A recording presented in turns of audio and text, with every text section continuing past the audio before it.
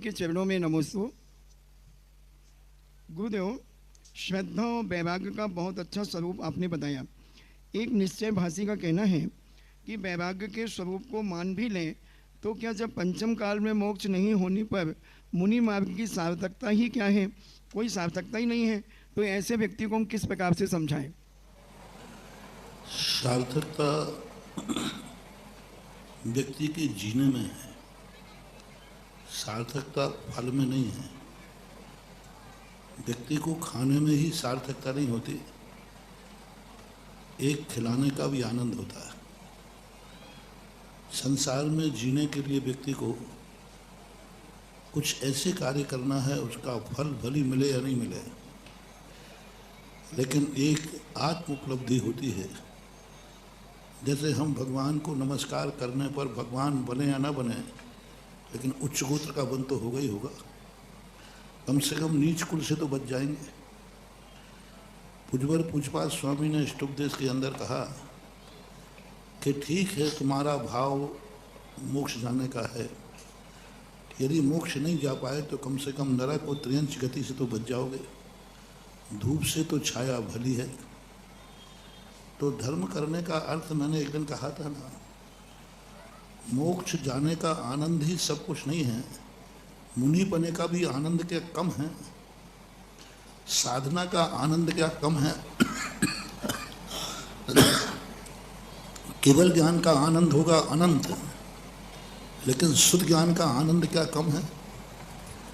केवल ज्ञान जिनको होता है उनको परम आनंद आता है।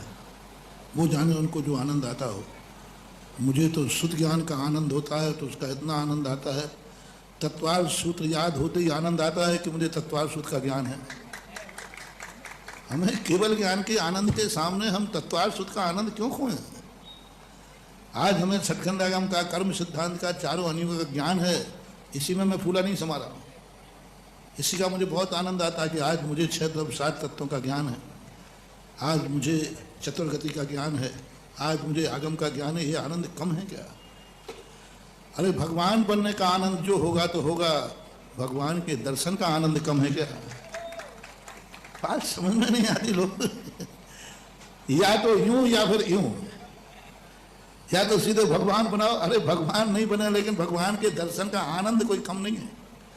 महाराज बने या नहीं बने, लेकिन महाराज के नमस्ते करने का आनंद भी कम नहीं है। अंजलि बांधकर आहार लेने का आनंद होगा जो होगा। तो श्रावक कहता है आहार देने का तो एक आनंद और अलग है।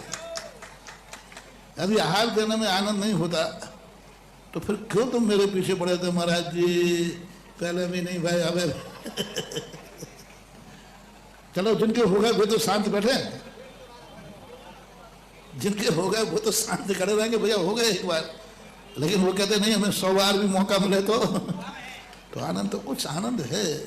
बस यही शोध है व्यक्ति का है, भविष्य की कल्पनाओं में वर्तमान का आनंद खो देता है। लक्ष्य बनाना चाहिए। आज हमने प्रातःकाल कहा था कि आपका अभिप्राय चोखा है तो आपकी साधना, आपके कष्ट महसूस नहीं होते। जैसे आपको यदि धन की आवक हो, अच्छा बाजार मंडी का तेज चल रहा हो, तो आपको मंडी में लू नहीं लगती। वो लाल तौलिया डाल के पहुंचता रहता है, हाँ लगाओ बोली। अब वो आनंद उससे धूप में खड़ा है, चद्दर सेट के नीचे खड़ा है, लेकिन उसका लक्ष्य है कि इसमें हमें इनकम, अब इनकम अभी है नहीं, पर इनकम की उम्मीद है, तो वर्तमान का दुख भी उसे सहन हो जाता है। ऐसे हम लोग जो साधना करते हैं, साधना का एक आनंद है। मैं तो सब मोक्ष में क्या आनंद है, अनंत को क्या आनंद है, मैंने कहा भगवान ये तो तुम जानो। हम तो ये कहते हमारे मुनि पद में भी आनंद कम नहीं है, बस इतना पक्का है। सब कुछ आनंद तो नहीं है, लेकिन कुछ भी आनंद नहीं है सो भी बात नहीं है। आनंद ही आनंद है, कुछ नहीं। महान भाव कहीं से भी पढ़ो, केवल ज्ञान को देखो तो 6 द्रव्य 7 तत्व जानना है। शुद्ध ज्ञान में देखो तो 6 द्रव्य 7 तत्व जानना है। बस वहाँ प्रत्यक्ष है, यहाँ परोक्ष है। लेकिन जो परोक्ष को ही प्रत्यक्ष मान लेता है वह आज भी आनंद लेता है, ऐसा मानना चाहिए।